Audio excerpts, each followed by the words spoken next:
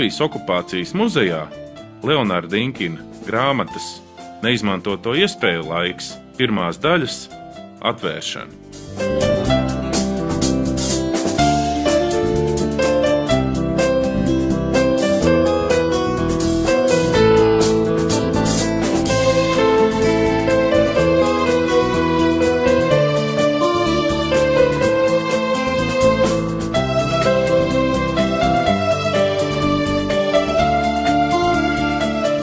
Daudz es jums par grāmatu nestāstīšu. Izlasīsiet un paši izvērtēsiet. Veikalā vēl grāmatas nav. Būs līdzīgi tāpat kā bija ar filmu, kas saucās Nodevība. Nav atnākusi meitene Ilga, bet viņa man pēc tam klusiņām pienāca klāt un teica tā. Nosaukums ļoti labs, bet filma draņas. Ja godīgi man atkal jāsaka, tā es droši vien pateikšu, ka tā grāmata nepatiks visiem. Kādreiz es izdevu laikrakstu Latvijas Latvijā.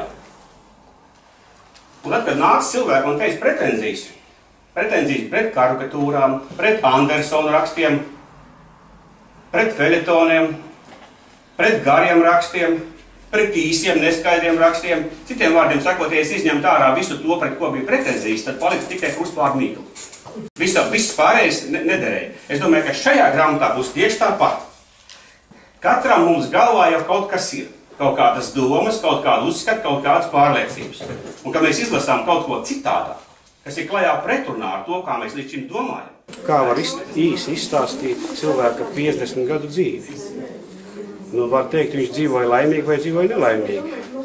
Viņam dzīvē ir paveicies vai dzīvē nav paveicies.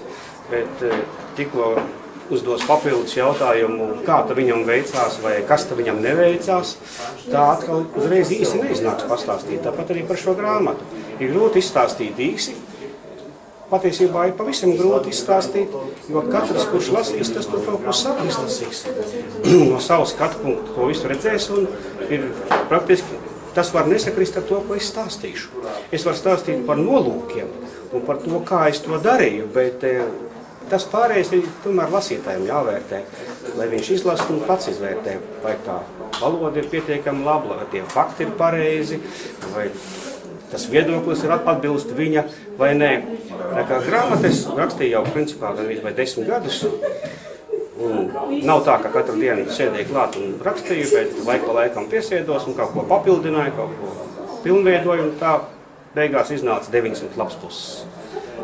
Tik bieza grāmata nevēlējās vienkārši izdot, un būs grūti arī cilvēkiem nopirkt, tāpēc sadalīju viņu 3 daļās, un tagad ir iznācis. Tomēr mūsu jaunākās vēstures laiks, un tur ir daudz tāda informācija un dati, kas it kā būtu, tā nevar pārlasīt kā parasti romānu, bet šī te pirmā daļa man likās tāda ļoti atklāta, ļoti saprotama, jo laikam mēs esam nedaudz atšķiramies tikai pēc saviem gadiem ar Leonārdu, daži gadu starpība ir.